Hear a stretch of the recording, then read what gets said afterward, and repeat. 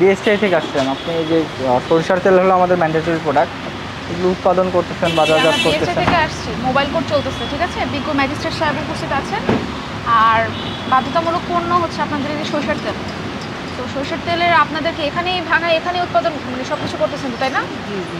আপনাদেরকে লাইসেন্স আছে বিএসটিআই? জি না, বিএসটি এমনি পরিবেশ অধিদপ্তর আছে, ফায়ার সার্ভিস আছে, সিটি কর্পোরেশন আছে। আচ্ছা যাই হোক, ট্রেড লাইসেন্স আছে, এগুলোই তো। আচ্ছা।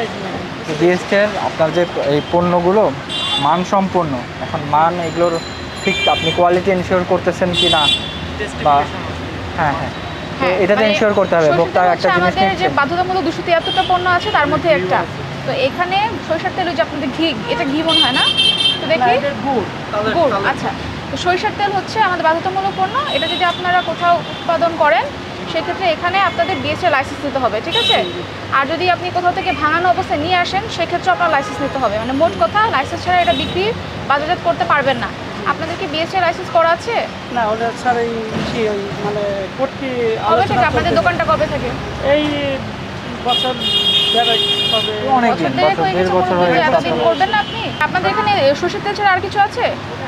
জি, সরিষা সূর্যমুখী তেল, মানে লাইক আপনার ঘি, মধু, ওগুলো কি?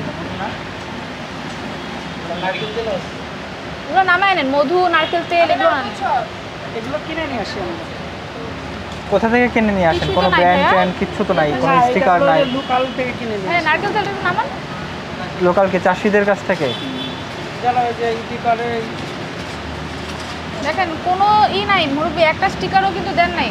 না, ওটা তো এগুলো আপনারা বানাচ্ছেন, এগুলোর মান ঠিক আছে কিনা, মানুষের জন্য ক্ষতিকারক কিনা থাকবে, যেটা উৎপাদন পরিমাণটা বা এটা মেয়াদ কতদিন, কোথাকার পণ্য, ঠিক আছে? ভাঙাই তো আপনার দোকানের নামটাও কিন্তু নাই ভাই, ঠিক আছে? এগুলো কিন্তু করতে হবে। দেখেন একটাতেও নাই। জি স্যার। ন্যূনতম কোনো স্টিকারই কিন্তু দেয়া নাই এখানে। জি, ওটা তো 2 বছর ব্যবসা আপনি এইটুকু এন্ট্রি করলেন না। এই ডকুমেন্টগুলো পাওয়ার পরে কিন্তু আপনার দোকান খোলার কথা। আপনি কিন্তু দোকান খুলে ওপেনলি ব্যবসা করতেছেন, এগুলো না পেয়ে কিন্তু আপনি খুলতে পারবেন না, বুঝতে পারছেন? আপনি যদি একটাও সেল করেন সেটাও আপনার একটা দণ্ডনীয় অপরাধ। যে আপনি সব কিছু এনশিওর না করে দোকান কেন করবেন, তাই না? জি জি। এটা আমি এমনি খুচরা টুকটাক তেল বেচতাম, পরে এটা বসায় ওইটাই করছি, পরিবেশ অধিদপ্তর করেছি, ফায়ার সার্ভিস। এখন এটা তো আপনি যেটা করছেন সেটা হলো অন্যায় করছেন, হ্যাঁ। জি। তো এখন আমরা প্রসিকিউশন, অন্যায় যে কোনো অন্যায়ের ক্ষেত্রে আমাদের দায়িত্ব প্রসিকিউশন দেয়। এখন আমাদের স্যার আছে, উনি ডিসিশন নেবে আর কি। আপনার যদি শাস্তির বিধান, শাস্তি তো করছেনই, অপরাধ তো করছেনই, এখন উনি রায় দেন।